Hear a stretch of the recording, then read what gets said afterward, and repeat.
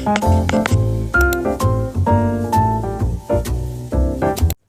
and welcome back to a new video. Today we're going to be doing a flip through of my 2025 reading journal. Now, a little bit of a caveat, this was the first year that I did my reading journal, so I'm not particularly happy with every single spread that's in here, but obviously it's just more of a hobby and a creative thing to do, so it's a little bit of a learning process, and we don't stress too much about the fact that I don't like some of the spreads because we can just change them for next year. We'll just do a little flip through. You can see what spreads I've done this year, and maybe you want to incorporate these into your reading journal for next year, or it might even inspire you to start a reading journal. So let's just run through all the pages that we have in my 2025 reading journal. Starting off, we just have the title page. Now, I do actually really like this, but I think I'm going to make it a little bit more colourful for next year.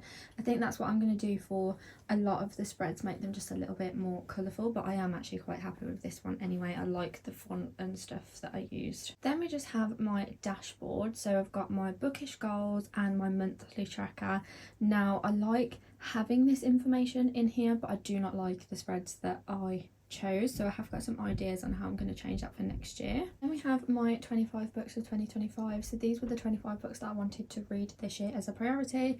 As you can see, I have not got to all of them, but I did quite like this spread. I'm going to keep a similar theme for next year, but just change it up a little bit to make it fresh and new. And we have the library page where I keep track of the different books that I've read. So this year I did colours based on the cover of the book, but I think next year I'm going to do it as a rating system so I can see at a glance how I've rated books. Again, I'm going to keep this very similar, but just a different layout to keep it fresh for next year. Then we have the monthly favourites and 5-star favourites page. Isn't it so sad that I've not filled the 5-star favourites page?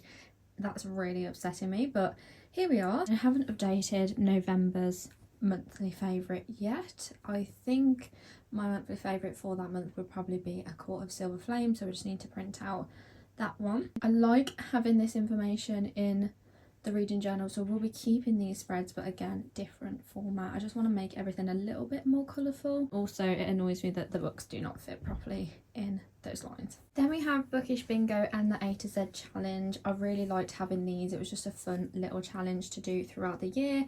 I will be keeping these spreads for next year, but I think I'll be giving them 2 pages each, so I can actually, obviously on the A to Z challenge I have wrote down the book that correlates to that letter, but I haven't done that in Bookish Bingo, which I would like to do that next year, so I'm going to give it a little bit more room.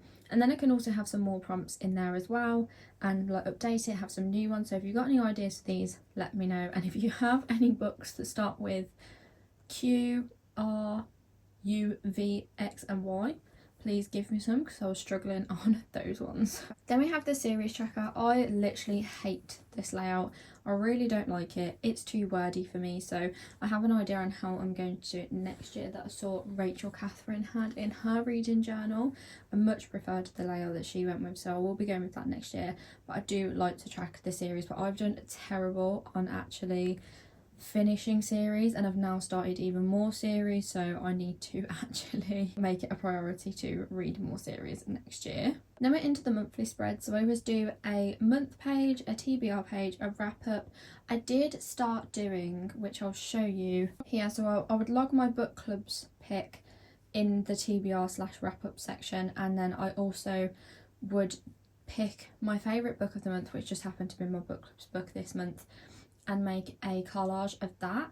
The book club pick is going to be going in a different section. That's going to have its own spread. Again, I saw Rachel Catherine do this in her reading journal. I really liked that idea, so I can keep track of my book club books, but in a different section. Obviously it will still be in the wrap up because I will be reading it each month, but I want it to have its own section as well. The collages I will be doing, but I saw someone on TikTok, I will actually put their name on the screen, I can't remember who it was. I saw how they did their layout and I much preferred that to the one that I have done, because making these collages takes forever and I just got bored of doing them in the end. So you will see I kind of gave up on those. I'm going to try a different layout for next year, because I still like to have my favourite book of the month. I know obviously we have the monthly favourite section, but I also want it in this section as well, but I'm going to be doing it in a different way. But then let's just have a little flip through. As you can see, I'll kind of keep the same theme as in month spread, TBR, wrap up, that all stays the same, and then we just change to kind of make it a little bit more seasonal each month. I actually really liked this February one. And then I started doing a collage for my book club pick and then my favourite pick of the month as well. I ended up then popping a spring TBR in, but I just wasn't consistent with this throughout the journal, so that might be something that I change for next year. I'd also like to have in like quarterly stats as well, so I need to kind of do that for next year too. I really liked this sort of pattern, so this is what I mean when I say that I want to make it a little bit more colourful next year and try and incorporate this sort of design throughout the reading journal. I was going to put Q1 stats in there and then just never got around to doing it, so that page is now empty, but I want to find a layout that's going to work for me for next year. I also really liked this one. I feel like it's just so summery.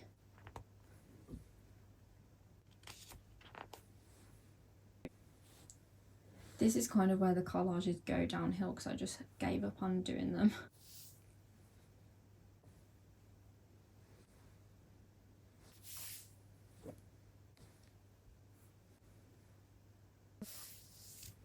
I then did a little 10 before the end spread, which was kind of my priority books towards the end of the year.